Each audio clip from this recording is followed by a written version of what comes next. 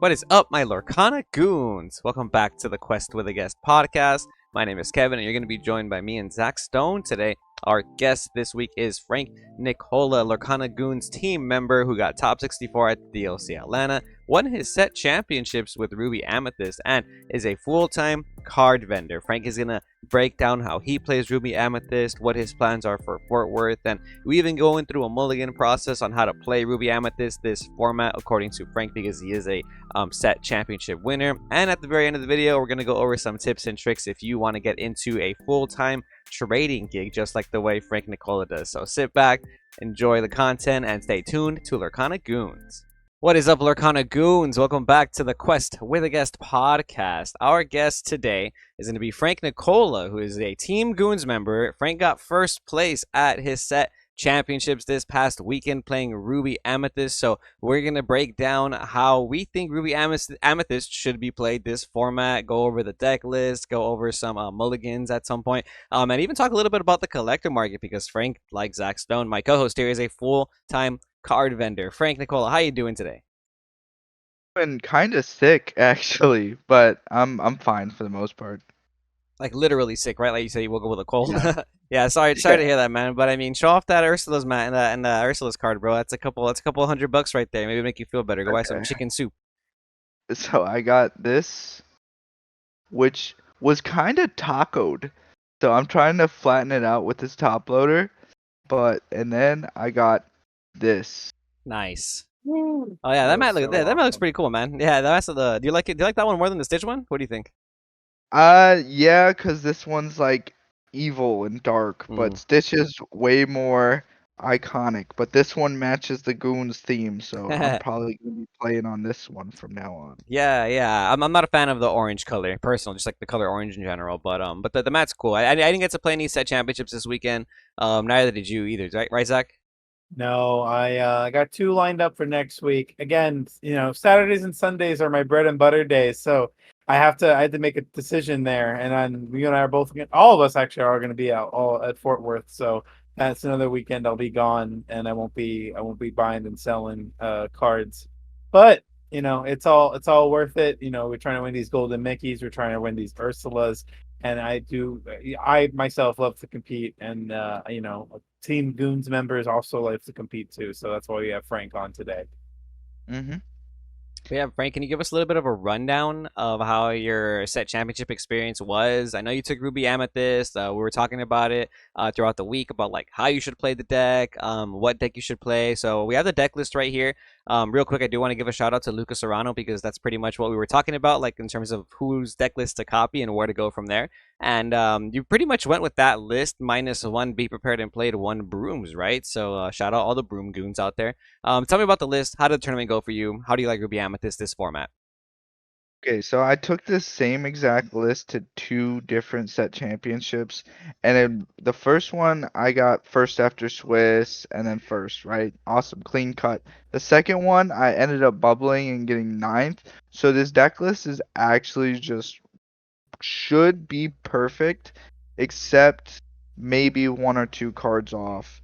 So on the first one, I played against no green steel at all, which was wild to me. Like I kept dodging them, but I did play up against several other bad matchups like aggro and all that. So the whole idea of this deck list, right, is to know when you want to turn the control aspect on and then when you need to go full aggro. The be prepareds, cutting that down to three was fine for the first tournament, but at the second one I noticed that the fourth might need to be in there because my only losses were two green steel, but it was like barely. It wasn't a complete blowout. It was like I need to top deck a rabbit here or a Medusa and I'm good, but I couldn't do it. Yeah. So what I would suggest is when you're going into these set championships, when you're going into these challenge events, try to stay away from playing like some super secret, awesome tech if it's like your first week, second week, third week playing it. because you want to have the most consistent deck possible going into 6, 7, 8, 9 rounds. The first tournament ended up being, what was it, five or 6 rounds and then 3 rounds of top cut. You need to maximize your amount of consistency when you're going to be playing 8 rounds or more. Because in scenarios where you draw one uninkable and that costs you the game, that costs you the top, that costs you the promo, and that makes your whole weekend just like a waste of time, essentially. Hmm. Because you're going to these events. I had to drive 3.5 hours to one, 3.5 hours to another. You go into these events, and it costs a lot of money. So you want to be able to optimize your experience. And you don't want to be like, man, if I really had 2 more inkables in my deck, I would have been fine. So my suggestion, stick with the consistent versions of the deck. They will take you very far in a tournament. Um, Nice. I want to go over the fact that you mentioned the uninkable count slash inkable count in your deck. So, the original Lucas Serrano list was playing 16 uninkables, 4 B Prep, 3 Medusa, 2 Tremaine, 3 B King Undisputed, and 4 Merlin Rabbit. So you opted to take out 1 B Prep for the brooms, making it 15 uninkables. In my opinion, I think that makes a huge difference. I love this deck so much. And I think the reason why I like it is because it is so consistent. And one of my biggest pet peeves or issues is like losing because you draw like B King, B King, B Prep, or something like that, you know. And last format at the DLC Atlanta, I think I only played 12 uninkables, if I'm not mistaken, because I just really wanted to keep that uninkable count low. Because just like you said, you can lose a whole weekend of grinding and testing and playing very well and correctly just because you maybe mulliganed wrong, the luck wasn't in your favor, and after your correct mulligan, you saw a bunch of uninkables, and it just makes you pass the game up. Was that one broom worth it in your opinion?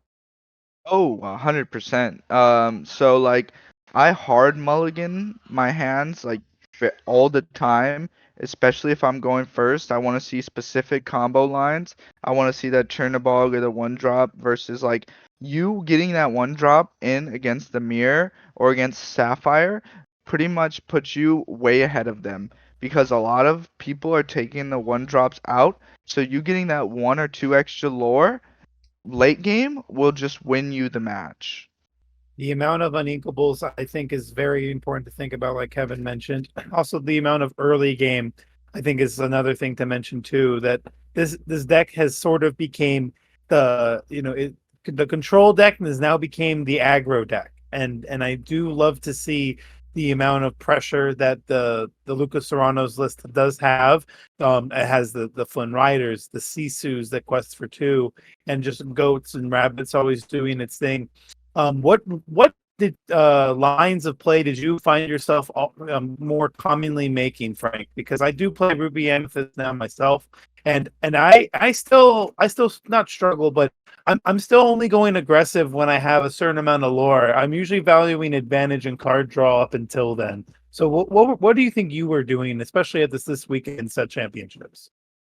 Okay, so my first line of play, obviously, you always want to try to start with that Chernobog's followers. However, if you open up a broom in a Chernobog and no Flynn, you start with the broom first because you can then quest with the broom, pop it off, get your draw with the Chernobog, and the Chernobog checks opposing Flynns.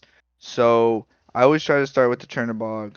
Your only turn 2 play really is Flynn because like you're not really doing the snake play bounces like you used to in set 3. You're kind of just trying to jam another one drop or board presence, I assume, turn 2.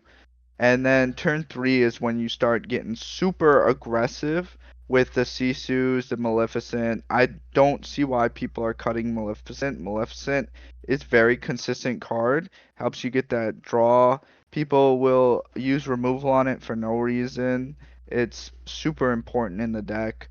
And then I feel like if you're going up against Sapphire, in any way, shape, or form, Sapphire Steel, Sapphire Ruby, or even the Purple deck. God forbid that happens to you because that matchup can go crazy. But you do your FTK play. You know, you hard mulligan for your one drop, your Flynn, your Sisu, your castle, and game's over. Doesn't matter what they do. Um, do not sing your songs against Sapphire with the Sisu. Just get that lore in. Hmm. That's how I. You can worry about card advantage later. You're trying to get to that 13, 14 lore position to where it doesn't matter what they do. You can start goat bouncing and win the game. Against my green matchups. Now, keep in mind, I played against a bunch of green in the second tournament and I only lost to two of them, and it was barely. I essentially tried to not play any aggressive cards versus them. I essentially don't even play the game at all until like turn 3, 4. So I just ink pass, and then I start playing cards that replace themselves. If you go first, you could play your Chernabog or your Broom, maybe. I would probably just stick to the Chernabog because that card replaces itself, and they can't like Diablo shift immediately and get the draw. So you wanna keep a brawl in your hand usually, regardless if you're going blind, because you need to be able to out the Diablos, the Ursulas, Hmm. uh, opposing rabbits. Very important. If you can out their rabbit and they can't out yours, that puts you super ahead. You want to be able to out Hiram, but then you also need to understand when is it time to ink that brawl. Once you get to the 5 or 6 ink point of the game, now your Medusas and your Tremaines are live. Hmm. So it's okay to start inking them, but you also need to remember if you can brawl somebody and then drop a Maleficent on them, that's better than dropping a Medusa on them. So I try to make sure that my mulligans blind are the standard Chernabog into Flynn into Maleficent or Sisu. And then if you can afford to keep a rabbit in your hand, keep a rabbit. A blind rabbit is usually fine because most decks struggle with rabbit being able to get you a draw immediately and then replacing itself. Yeah. And Sorry, I didn't interrupt you, but just a couple things I wanted to touch on. Touch on there before we continue, because well, one is mentioning how to play with Sisu, right? Sisu's 3 strength, sorry, 3 cost, potentially can have up to 6, 7 strength, infinite strength, even if your opponent has an infinite hand, right? In theory, 4 willpower, very hefty body, and just like Minnie Mouse Surfer last format, I think you want to take advantage of the lore that you can quest with on that yes. turn 3. You don't need to use that card to sing your friends on the other side all the time. Sometimes you can play Rabbit on 4, especially if it's not a mirror match nowadays. You play Rabbit on 4 and sing friends on the other side with Rabbit, bounce your Rabbit, you know. Or Maleficent is like the ideal target for that. But yeah, questing for 2, very important in the early game against a lot of matchups, because it can put you in that like 13, 14 lore was what you were saying for goat, is which is what we like to call goat range. Because if you're at 13 lore, all you need is a goat and 2 bounce characters, and it's game over. And in Ruby Amethyst, it's super easy to find that. Like, it's so consistent. Like, you can easily hold those cards in your hand and just kind of like slow roll. If your opponent is at 1 lore and you're at 14, you can give them 2, 3, 4 turns even. You know, and you'll probably draw your combo piece and you just set it up and you win. Um, but as forgiving and as like player friendly as the deck is, I do think there's a lot of nuance to it. Like, was there ever a situation where you misplayed, like plays you could have done better? Like kind of looking back at it from like retrospect. Honestly think that I play Ruby Amethyst so much that there wasn't any better plays that I could have made in hindsight, but that kind of also turns into like the luck factor, you assume you're always making the right play and then sometimes it's like, all right, this play is great, but then your opponent on green steel is like, all right, top decking Robin Hood, Robin Hood, Beast, nothing you can do. So, I don't believe I made any misplays, but thinking back, there could have been one or two different variations of a route I could have taken. Like, I know one scenario where I was like, all right, I can play this rabbit, and I can be king him on the following turn, and I'm fine. But he has a Bucky and a Robin Hood out, and no cards in hand.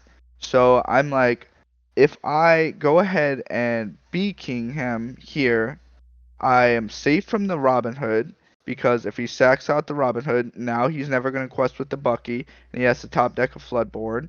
Or if I Rabbit, now I need to hope he doesn't top deck a Floodborn or something like that. And now if he top decks a body, now if it's a weak body, I can't beat King him anymore because he's not gonna quest with the Bucky. He's not. If he quests with the Robin Hood, my rabbit can't take that out. So I opted to use the B King there, and it was correct because now he removes the Robin Hood, and now his top decks aren't really gonna do anything for him. So he just continued to top deck non-Floodborn into non-Floodborn, and I just ended up getting there. So you have to look at the board presence, calculate the possibilities, check your opponent's graveyard or discard pile, banish pile, whatever you guys call it. And like try to do a little bit of mental math and be like, okay, he's ran through this many copies of X, this many copies of Y. What are the probabilities? Should I castle here? Shouldn't I? You need to understand when something is a problem and when it is not a problem. So like I said, B King in that scenario, he has two monsters on board, zero cards in hand. He has to sacrifice a crucial part of his deck in that scenario where the rabbit could get me an extra card and they have no cards drawing in one more. If it's anybody, it puts me in a way worse scenario. So it really just depends on the current board presence and what's been going on in the game. Okay. So since we are talking about like cards like B King and like knowing how to use them, what are some other cards that come to mind when thinking of like this is how you use these cards in this format? So we went over Sisu. You know, you want to gain the lore value of Sisu as much as possible, like we just said. What about cards like Brawl, for example? Like when do you like using Brawl against matchups, or let's say even something like Castle? Oh, Castle is the one that's super important to let everybody know on. So against the mirror match or against any deck in general that can play like Maui or something that deals damage, you want to only really drop castles in the most effective way possible. Because if you could stick your castle, that will take you from 0 lore all the way to 20 by itself.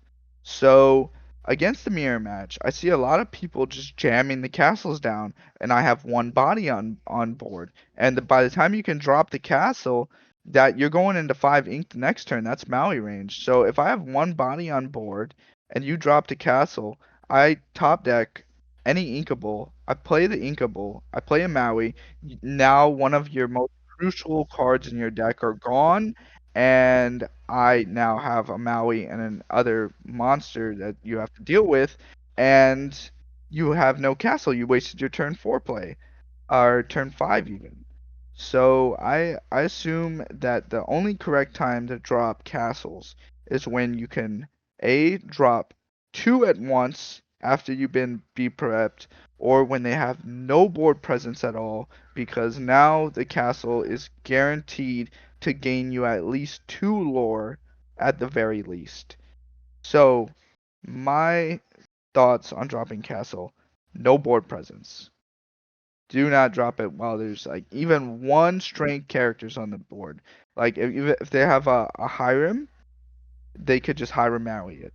You know. If your opponent is playing Rise of the Titans or Avalanche and you get that read, try to drop two at once. Um, that's my thoughts on castle. Be very careful when you drop your castles because you only have four. If they out one, now you have three. Now there's scenarios where you have to ink a castle because nothing else in your hand is the correct ink target.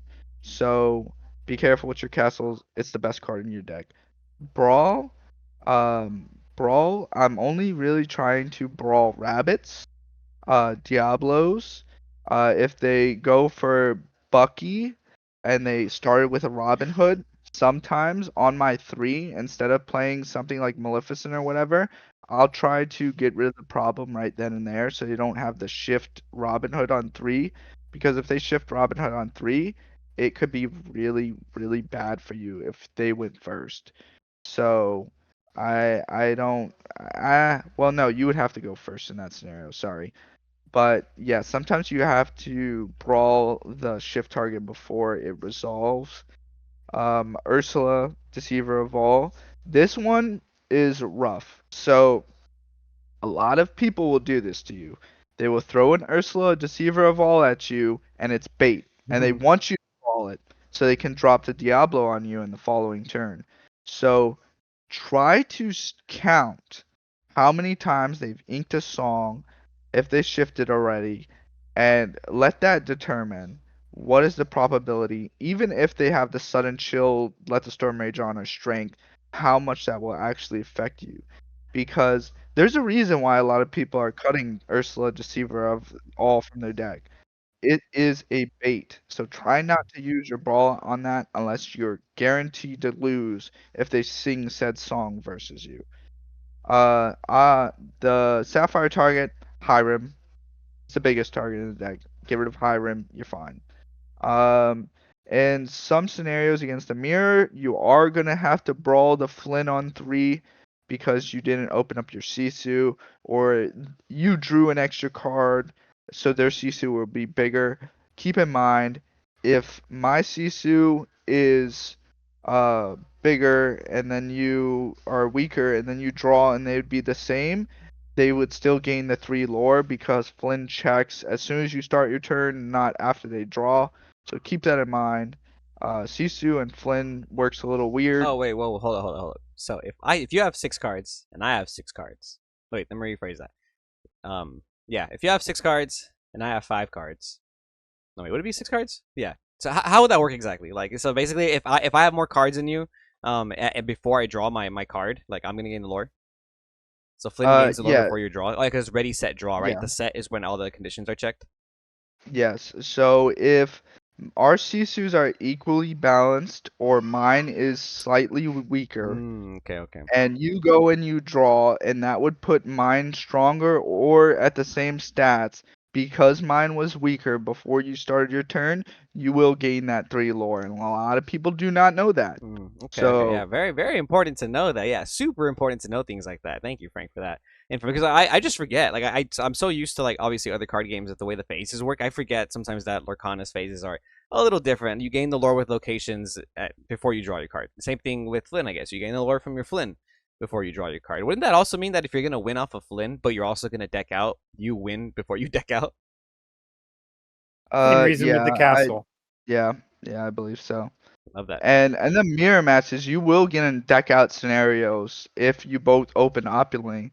Like at the first set championships in top 8, I was sweating. I had a 40-minute long game 1, and I had to trade perfectly.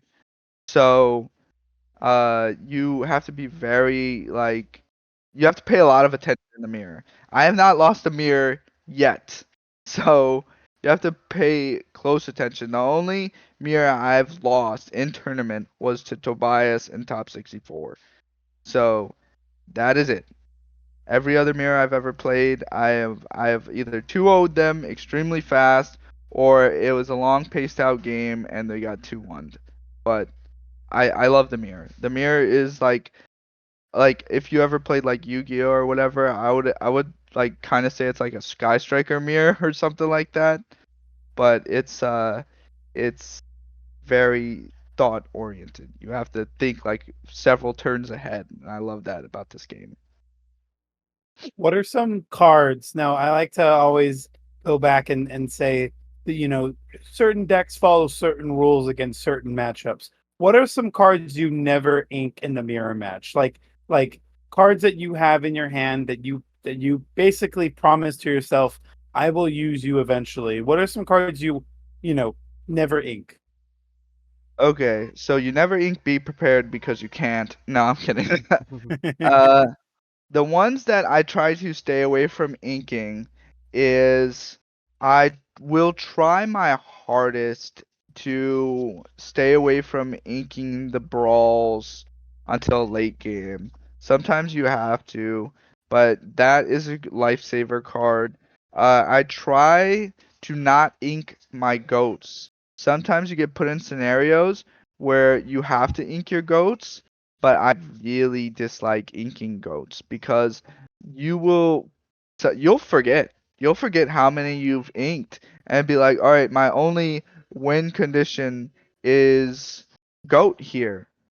And then you keep top decking and you're top decking and you're like, where's my goat? Where's my goat? And then you have to think of another win condition on the spot. So goat is a rough one. Try not to ink that one because that's one of your main win conditions of the deck. I would say you can only legitimately ink one castle. Like I don't like inking castle at all. Flynn is a bait card. Flynn, when you know your matchup, like if you play against Steel, do not play the Flynn. Just ink him. Like, but against Sapphire, don't even think about it. Flynn's like the best card into Sapphire. Flynn is also great into the mirror because it puts them in weird situations where they're like, all right, I gotta waste my turn 3 on Brawl if they don't have the Sisu and only have the Maleficent. Um, so think about the matchup, and that determines if the Flynn's ink or not. Against green, definitely ink. Blue steel, eh, eh. They usually out the Flynn. So I try not to stick the Flynn on blue steel. Sometimes it does, sometimes it doesn't. But against Ruby, Sapphire, Flynn wins the game by himself. Yeah, yeah. I think the takeaway there is that like Flynn is a great card, but it's not the only way you win with the deck. And I feel like a lot of players are in general with any game. When you're learning the game, when you're playing your decks, people think in a very linear way. Like Zach used to tell me, I get tunnel vision. You know, I think of one play and you stick to it. You know, like Rabbit turn 4, Flynn turn 2, Sisu turn 3. But you just like you finished saying, when you're playing against Emerald, sometimes it's better just to ink the Flynn and pass. You know, don't even play the Flynn on turn 2. You know, and it kind of depends. I like that Zach brought that up, like rules on how you're supposed to play the deck. Like when I play in the mirror match now, lately, I've just decided to not play Rabbit on turn 4 because when they respond with Brawl after, and that's your only Rabbit, it is so like detrimental to your hand sometimes. Yeah, So yeah, it's crazy. So I've started playing Rabbit on turn 6. I go Rabbit Snake. Turn 7 Rabbit Fox. I only leave Rabbit on board now. Turn 4 if I have a second Rabbit in hand. And you know, but in my opinion, like most in the mirror match, like most players, they know now like eliminate the rabbit cycle. And now that you have an early way to do that, like I don't even play rabbit on turn 4, bro. Like it's just crazy. But again, it is matchup dependent, like you were saying. Against Sapphire decks, you want to play Flynn. You know, even in the mirror match, sometimes we were watching the finals of Bakum. One of the players went Chernobog, Flynn turn 2, Flynn turn 3 because the opposing player didn't have a character turn 1 or a character on turn 2. oh, So that's lethal. yeah, so he wasn't gaining 6 lore because the response was Brawl the first Flynn, but the second Flynn is still generating the lore over, and so by the time turn 5 came around, he was already at like 13 lore, and then he just has Goat, Snake in hand already. So it's a game over, like you said, you know. So sometimes the Flynn does let you run away with the game. I think right now Lorcana is kind of like knowing how to read the opponent, read those game states, read those matchups. You know, like against Emerald decks, there are some times where if they just open up like Inca Cove pass, and I'm like, oh, I might play Flynn on turn 2, you know, maybe. Or if they go like turn 2 Ursula, then I'm like, because sometimes their turn 2 is just Bucky or Ursula. So if they didn't play anything on turn 1, then maybe I will play the Flynn, just try and ramp up that lore a little bit. But the Emerald Steel matchup is really hard, man. How do you feel about like this idea that like Lorcana is very matchup dependent right now? There's a lot of players, and I've heard this sentiment a lot lately. They kind of brush off the game to like a rock paper scissors format. Like, oh, if you're playing Ruby Amethyst, then you automatically lose to green steel, and if you're playing green steel, then you automatically lose to blue steel, and if you're playing blue steel, you automatically lose to blue red. I disagree. What do you think? I think that you could win with any deck. You could beat anybody with any deck. I've seen it happen. I've seen Emerald like look at the rat who won Chicago. He said he had to play Ruby Sapphire twice before he got into his Ruby Amethyst matchups. That matchup for me, whenever I'm playing Ruby Sapphire into green, I'm ecstatic. I'm like, oh, I'm gonna 2-0 this guy. But it's not like that. Sometimes you can draw bad. Sometimes you make a misplay. I think that so many people were like at the first set champions, there was 3 green steals in the top cut. They were like, "Oh, it's gonna be green steel in the finals," and I was like, I might have something to say about that, you know? And then it wasn't. It was my deck, and then it was a Yellow purple, the Joshua. yeah, Yeah.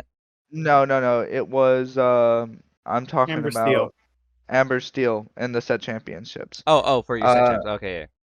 so I feel like yeah, it's matchup dependent to an extent, but there's also certain people don't know how to play the matchup. Certain people get agitated at the matchup and throw. And then it all is about tech choice. So like somebody played a scrolls against me in the set championship, the second one, the one where if you sing a song, and that's where I think I might have misplayed a little bit because I opted not to sing my friends and would have gave him an extra card. But I was like, all right, I'm so ahead because he has no characters really, so I'll probably just get there. And if I would have sung those songs and gave him the extra card, that would have got me way closer to my be prepared that I much needed. And I didn't do it because I was like, oh, this might be a problem, and I haven't played against that card before really in tournament, but it like cost me the game where I would have been in a winning scenario. So it is a little matchup dependent that will carry you very far in a tournament. But as long as your deck is built correctly and you stick to your game plan and you have a game plan for your bad matchups, like in the DLC Atlanta, my deck was literally built to beat my bad matchups 2-0. And then it was built to tie versus the mirror or tie versus Ruby Sapphire. Well, no, not tie against that. I beat that deck, but it was built to tie against the Amber Song and the Ruby Amethyst, and then 2-0 my bad matchup, which was Green Steel and Green Purple. So as long as you build your deck for what your local area or set championships will be, you should be fine. Yeah, and I think that goes along with just kind of keeping up with the meta, the local meta, keeping up with like the Lorcana Goons channel. So like, comment, and subscribe so you can see all the deck lists. So that you know what people are probably gonna play at these events. But yeah, if you guys didn't know, Frank was in top 64 with me at the DLC in Atlanta. That was pretty cool. And he you had a topping record at the Charlie's collectible 10K that just happened not that long ago too, right? You ended up like not like right outside the Yeah. bubble, unfortunately. So amazing player here, man. Knows what he's doing. There's a reason why he's a part of Team Goons with Zach and I. But I do want to go over some mulligans with the deck, if you don't mind, Frank. Is that cool? Can we test out some mulligans in the mirror match and see like how it is that you play it out? This is our opening mulligan with Ruby Amethyst. Frank, I queued in your exact deck list. We opened up a Rabbit, a Friends on the other side, a second Friends on the other side, Madam M Snake, a Sisu Emboldened Warrior, the Queen's Castle, and a Maui. What are your first thoughts here, and what do you get rid of? Okay, we're going first? Oh, sorry, yeah. We are going first. We don't know what the opponent's playing. Okay, we do not know what the opponent's playing. I'm keeping Friends Rabbit Okay. and Sisu, I believe. Keeping Friends, Rabbit, and Sisu, and just get rid of everything else? Yeah. Okay, interesting. Now, let me ask you why. Personally, I don't like to keep songs in my hand because of Emerald matchups, but why do you keep these? Well, against Emerald, it is, whatever. But against every other deck, having the Friends and the Rabbit is just so crucial. So if you don't get anything off this, you can always just ink the Friends and be fine. The Sisu is just super. What do we got here? The Another Sisu's super Sisu. important. Like, it's like part of your curve, right? Because you have 3, 4. Like, we're not really tripping on trying to see, like, the one. We only have 4, 5 1 drops, 2 1 drops. So, Yeah. this is what we drew into. We drew a Brawl, Sisu, Castle, Snake as our 4 cards. Obviously, our turn is Okay. Ink Pass. What do you ink first? Ink Pass. I think we can afford to ink the Sisu, one of them. Okay, so Ink 1 Sisu pass. Let's see what our opponent's playing. They're going to ink a Queen's Castle and pass turn. So they also did not open up a 1 drop. We know we're playing an Amethyst deck, though. So, again, we have to ink pass. We don't have a 2 drop. But we do have some 3 drops here. So I want to ink the Snake here. What do you do, in your opinion? The inking the snake is definitely fine. But see, the awesome thing about this deck is you still have all that late game control. So if you don't open up like turn 2, turn 3, as soon as you get to turn 3, you're fine. Yeah. So inking snake here is fine. I also do want to point out that because they did ink Queen's Castle, that leads me to believe that they're probably playing Ruby Amethyst, so this might be a mirror match because a lot of people do not play Emerald Amethyst, and if they were playing Emerald Amethyst, I imagine they would have opened up a 1-drop because that deck plays like 12 1-drops, so that's the reason why I didn't like advocate for inking this Friends, so I think we do just keep that Friends now. So I just hope that it's not Emerald, and then whatever. So they're gonna ink a Friends on the other side and play a Flynn. Okay, so they got us with the Flynn, but now we can turn off the Flynn with the Sisu, right? That's our play. Are you inking Maleficent or one of the Friends? Because we want to keep Castle, I'm sure, and Brawl. I think I'm inking the Maleficent here because Maleficent loses to Brawl, and we have so much draw power. Right. Okay. Now, can I ask you a question? Why choose that route? I have something I want to make. I have input I want to put in there, but why are you choosing this route? Why not play Maleficent? Because Maleficent loses to a Brawl, and if we lose our turn 3 play to a Brawl, they can get super ahead with the Brawl. And I want to be able to make sure that we can either quest for 2, take out this Flynn, or sing a Friends, play a Rabbit on the following turn. I think that is. You want to have options, right? Like this does Yeah, multiple things. I want to have multiple options to where if he just Brawls or Maleficent, he turns off our like most optimal turn 4 play. So that's what I think is correct. Mm-hmm. Even though we did kind of say that you prefer questing with this than singing, there are some scenarios where like the more optimal play might be just to sing it, and you want to take advantage of that because, like you're saying, if they brawl, then you have no cards on the field. They have the tempo. They have the tempo if they brawl you on that turn 3, which is kind of it hurts a lot. I'm okay with that brawl. I'm 100% okay with that brawl because I have a Rabbit I can play on the next turn, and that will not get brawled. If they have 2 brawls, which I start to think if they brawled my Maleficent, then may I be a little worried. I guess my only reason, I guess the only logical reason I see to not playing the Maleficent is if you're worried that they drop a Sisu and you're unable to answer that Sisu. That also that also does not contest the Sisu, yeah. Which again makes it have more strength because you're drawing more cards. Then again, you also have Brawl to answer their Flynn. I think this is a more of an in-depth conversation we can have, but for the sake of time, we'll hold there. No, yeah. It's I like that we brought that up though, because it's again, there's nuance to this deck, as forgiving and as lucky as it feels sometimes. So they actually did ink a Brawl themselves. Very interesting. Now I kind of want to like. Do we just sing Friends? That's kind of like the play, right? They probably sing Friends, play Rabbit. Yeah, sing Friends, definitely. Because I don't think we're in a position to just quest with this willy-nilly. Okay, we got some good plays. Yeah, some good plays. So, I'm gonna keep Maui. Immediately, I do want to stress this when I'm playing Ruby Amethyst because of how important Castle is. I will keep cards in my hand like Maui and Fox. Like I will be super disciplined. I will wait. I will literally be like on turn 7 if I have like Maui, Fox, and like a couple slower cards.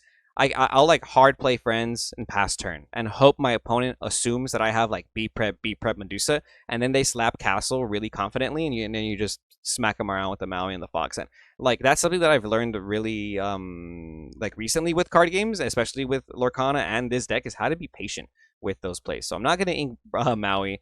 Do we ink a Brawl or do we ink the followers? We have 2 plays here. So we have the ink Brawl, play Brawl on Maleficent, drop followers, or we have the ink Brawl, play Rabbit. What do you guys think?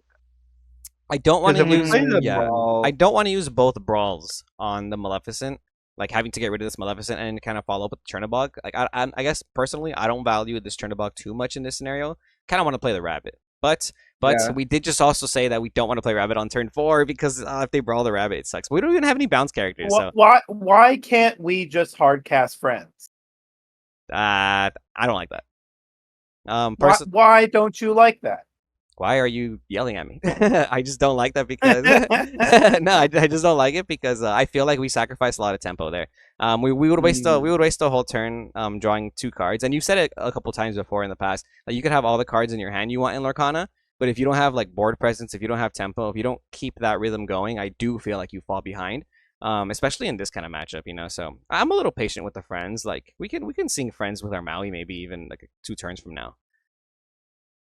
Let's. You could also just play Castle, right? Yeah, we can. We can ink a brawl and play castle.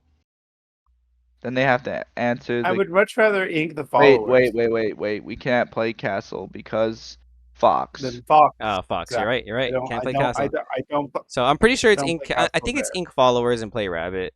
I'm okay with getting rid of Go, this rabbit because we have so much draw power with this, and go for we it. don't even have another bounce character, right? So I mean, I'll go against what I was saying. If I had a bounce character, I would not play this rabbit, but we don't have a bounce character, so we'll play it, and then we'll pass there. I do want to I keep mean, the. King made Rabbit very good to play. Yeah, I'll say literally. that. Okay, and then there we go. We saved our brawl for this rabbit, which is what I wanted to do. We could have brawled this to stop that friends, but then like we would have had to use brawl back to back to back to try and like stop this entire play. So I'm okay with this. He can get those 2 cards. I'm not tripping because we can also do that, right? So I definitely want to sing with the rabbit. Oops, What just happened? I inked it. Can you go back? I totally meant to sing Well, that. No, okay. No. You can recover. You can Maui the Maleficent and sing Bee King on the. I mean, you could use Brawl on the Rabbit Yeah, and it just trade was. This wasn't too. a good play. It just wasn't a good play. Or we can go. No, he has Maui. This just wasn't a good play. But yeah, I'm pretty sure that was the that. Now we do Zach's play. Now we go Maui into the Maleficent. Okay, so I was supposed to sing the friends there. That was a complete just misclick. That was unfortunate. But This now is the second time you did that with this app. We did it last with the simulator, yeah, yeah. No, last time I just straight up misplayed when we were playing with R&B because West. and then we'll quest for And then 2. question. We'll quest for 2. This So might we end up should. being the better play. No, it definitely wasn't. We should definitely have the two more cards in our hand. But we have brawls for their rabbits, which is good. So I am okay with this. Let's see. So I'm pretty sure we just. The Sisu. You said what? Inca brawl, No, ink Sisu, I think. Ink Sisu, and we're just gonna play brawl on their rabbit. Yep. Definitely want to cut off their rabbit cycle. Definitely want to quest with this Sisu. Castle playing would have been cool, but I think we just passed there. Yeah, it's fine. Okay, so they traded. Flynn. And a castle. Okay, the AI does be doing silly plays. So we This just get its AI castle. is pretty funny. Yeah, this AI just did this nonsense.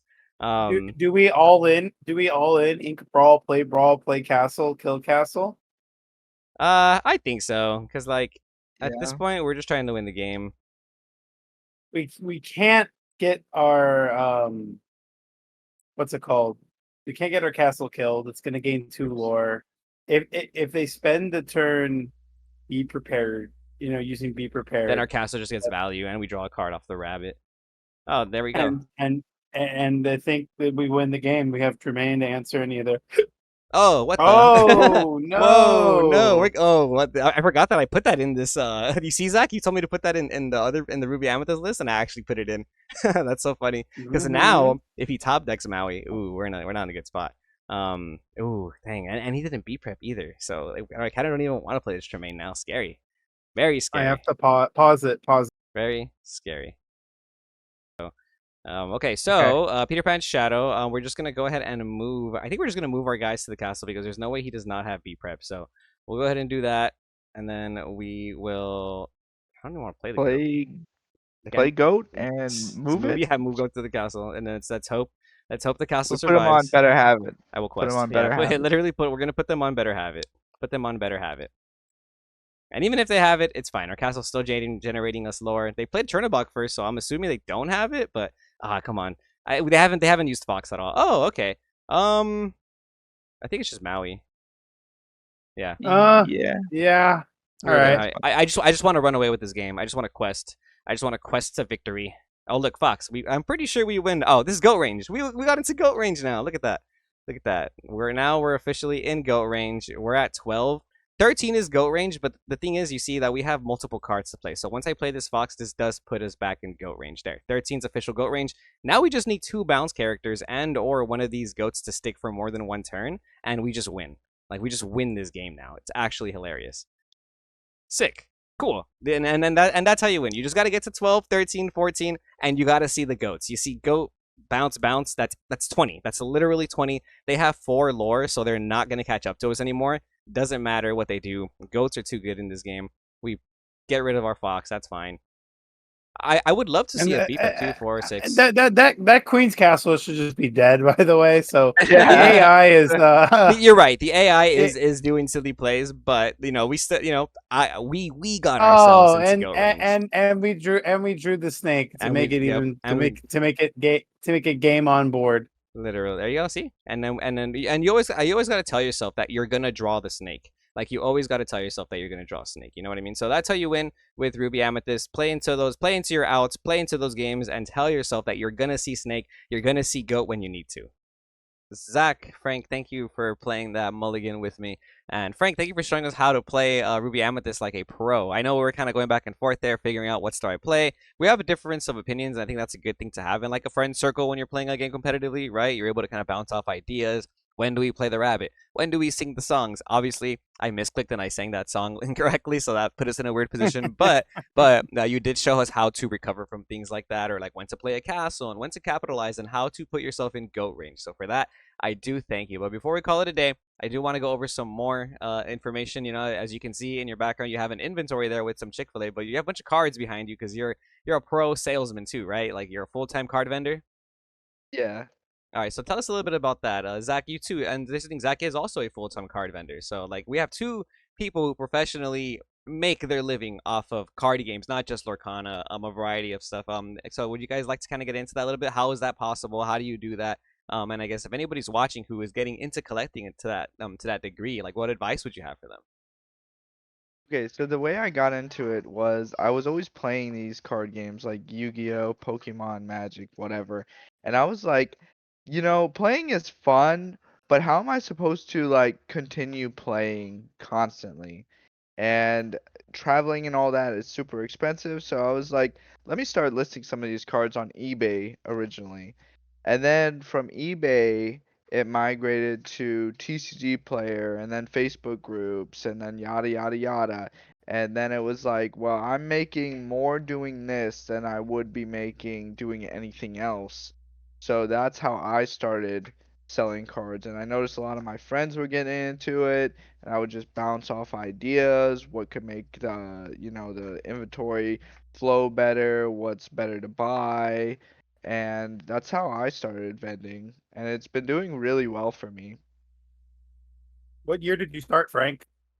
Oh my God. Mermail format when it was like Mermail and Fire Fist in Yu-Gi-Oh! So that's gotta be at least 10 plus years, right? Oh yeah, for sure, because that was when I was 2014, playing. 2013. Yeah, I think early 20, I think maybe late 2013. 2012, Yeah, early 2012, yeah. 2013. something like that. Yeah. Yeah. So more than a decade, man. And yeah, shout out the Yu-Gi-Oh players. I love that format. But more than a decade, man. In which you've been committing your life to it, basically, right? Because that's what work is. Would you say that is true? What they say, if you love what you do, you're not really working at all.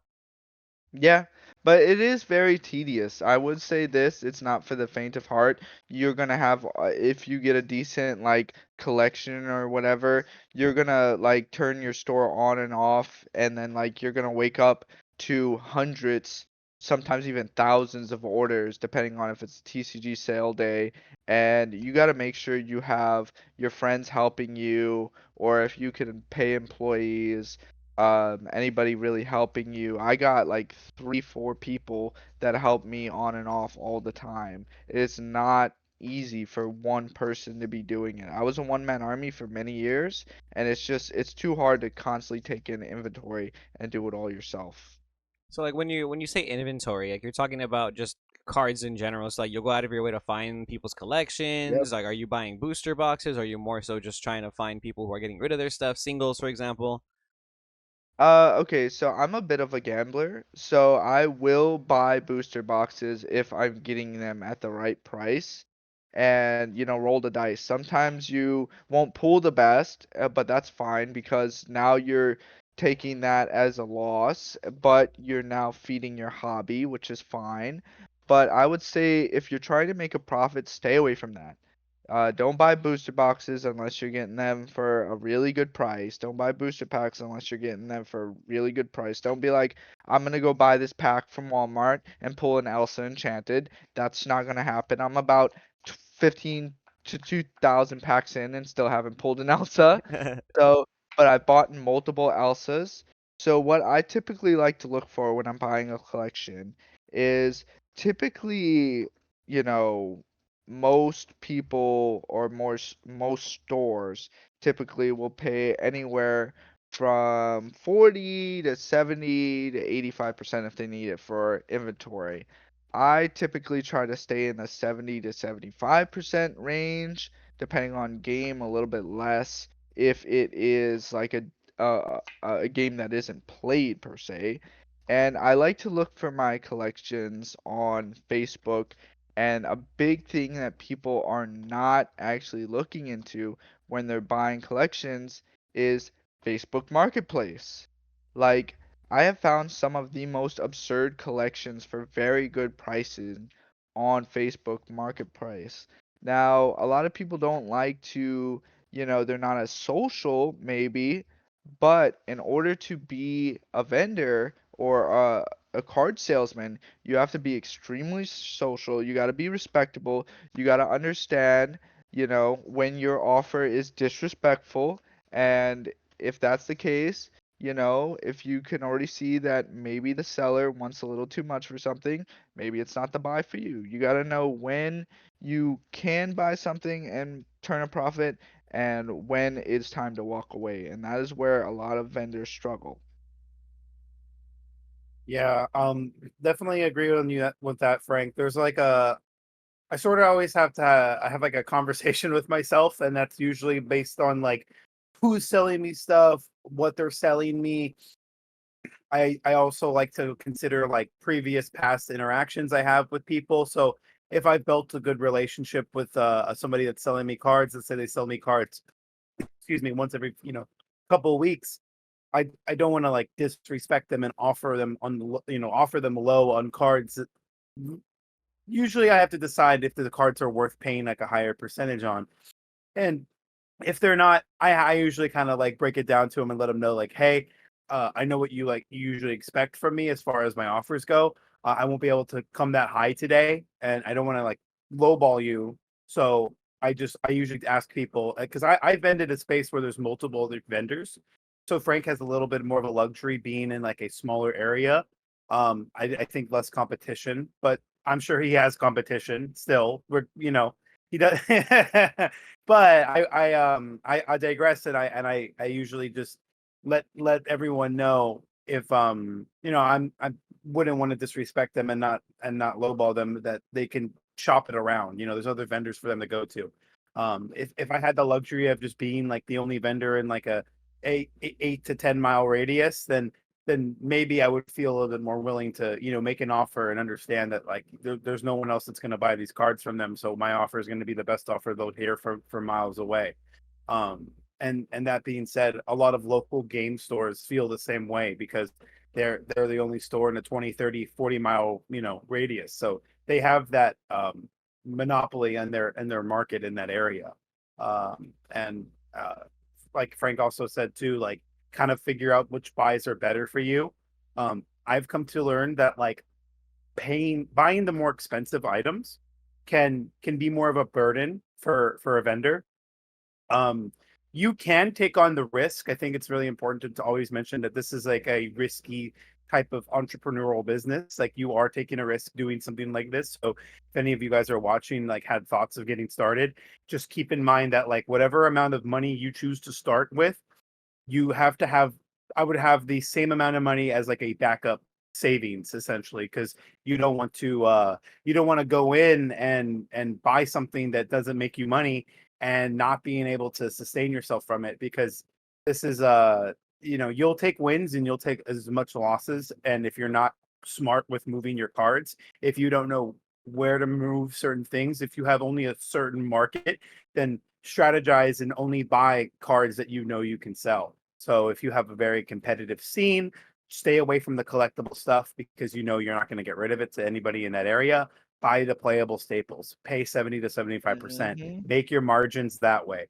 If you have the opposite and a ton of collectors, maybe you can take on the risk of buying expensive items. To keep in mind that a lot of people that do buy and sell, as an individual, they don't have as much money to spend on expensive items. So usually people with like big collections have to take it to a store with that much capital for them to be be able to be bought in one swing. But if you have that market, if you're able to take on big collections at a time and move them, then you should do that. You have to kind of go with what makes sense. Hmm. And I will also add this. When you're taking in a card, like let's say Elsa, where she's a collectible and she goes up and down and all around, and you can even get that card at a decent percentage. That percentage that you got, that 70% today, could be 100% tomorrow. So that's where you got to be careful on stuff like that. Somebody like me, I could do that in some scenarios because I know so many people I can move this Elsa to. But if somebody has a bunch of fishbone quills for 6, $7, you might as well take those fishbone quills because those fishbone quills will always be like $10. And at worst case scenario, you could start your Sapphire deck with them. You know, it's really about what is comfortable to you and what you think is correct. Don't go out of your way and be like, this $10,000 collection, I got it for 7K, I'm gonna do so well. You also have to take into consideration these important key notes. What is your time worth? Okay? Your time is also worth a value. You have to be making sure your time is calculated for what you're doing. Two, what is your actual cost to get those items to people? Your shipping, your fees, that all ties into the percentage of a card. A stamp, literally a stamp, is 10 to 15 to 20% of the price of a $2, $3 card. And lastly, how effective you can actually move these cards. I like to turn and burn. I don't like to hold on to stuff. I only hold on to stuff that I am thinking about keeping for myself, really. So you need to be able to realize what you actually want to buy to move and what you shouldn't buy because you might be inclined to keep it for yourself. Got it. Very, very much appreciated with that sound advice. I feel like a lot of collectors who watch the channel, obviously, really appreciate like the big pricey cards, but maybe some people don't know that you can make a living off of just moving the singles. And you guys do multiple games, and Frank, you do like every game. And I do want to ask both of you this question: where do you think Lorcana lands in the spectrum of like TCGs in terms of the economy? Like, is it a good economy to be able to do that with? Like, I know Zach keeps telling me in the past that you probably can't only do Lorcana right now. You probably have to do like multiple games to like sustain yourself if you really wanted to do that, just because Lorcana is still very, very new. But Frank and Zach, do you think it's on its way? Because I know games like Pokemon, Magic, and Yu-Gi-Oh, like they're kings of the realm for that reason, you know? I got Pokemon, I got Magic, I got Lorcana, I got Yu-Gi-Oh, I got One Piece, I got Dragon Ball, I got anything. I'm down to try anything. But the top three big dogs, I will say, are Lorcana, Magic, Pokemon. I think every other game will sell slightly less than it. That's my own personal opinion, and that's what works for me. What about you, Zach? Well, being in the sweet, sunny Southern California that I live in, very close to Disneyland, there is a good, market for Lorcana. I tell Kevin this all the time. I don't sell Lorcana on TCG Player. I don't need to because I'm getting enough people buying the cards from me in person to where I don't need to pay a middleman, essentially, because TCG Player does take fees when you do decide to sell on TCG Player. You don't get all that money. There's a portion that goes to TCG Player for providing the service to you. So you always have to keep that in mind with your margins and your profits, because like Frank also said too, your shipping materials, your stamps, there's going to be more costs to incur, and you can't really like avoid that when you're in this business. And you also have to take into account for the fact that there could be lost items. I just told Kevin the other day I had to refund a $20 order because the guy said he didn't get it, and it is what it is. I'm in the card business. I have to take that loss. And Doing business. you you have to just kind of accept that that's what will happen, even if it's for hypothetical terms, it could be fraudulent and you still have to refund that person because at the end of the day, you are in the card business. There is no way around it. I don't have sympathy for myself nor any sellers that complain about having to refund their orders. Like you get to reap the rewards of being in a TCG space. So just kind of going off there, but to more answer the question, like I still think the big three are Yu-Gi-Oh, Pokemon, and Magic. I don't think we can deny how insane Magic is for majority of the TCG space. There's a lot of stores that specifically only sell Magic and board games. They don't touch Pokemon, they don't touch Yu-Gi-Oh, and they're still alive, they're still sustainable.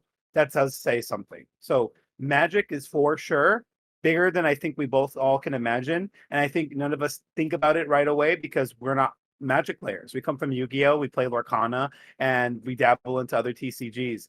And Frank is trying to acknowledge that he does play Magic, but I could probably say that I would know more Magic formats than you, Frank. Even though I never played the game, I was around so many people that played Magic and played Yu-Gi-Oh and played all the card games because that's what we did when we are just a bunch of nerds hanging out. We play cards.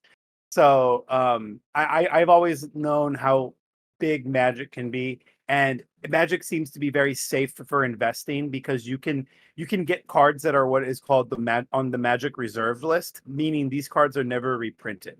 These cards are safe to buy, knowing that they cannot be reprinted. Unlike in Yu-Gi-Oh, there is a reprint season, which around summertime, late summertime, we expect a bunch of cards to be reprinted in what is called the megatins. And now with the inclusion of Rarity Collection and Rarity Collection 2 and potentially the Rarity Collection 3, Yu-Gi-Oh is known for reprinting its cards to the ground, allegedly. But it also creates more of like a healthier, stable market because cards are cheaper and easier access to. But Yu-Gi-Oh has a funny way of like cycling out the prices because when one thing goes down, another thing goes up, and we see it happen all the time. So there's always like a barrier of entry to Yu-Gi-Oh. Even if you try to be a budget player, there's still some things you can't avoid buying, like staples.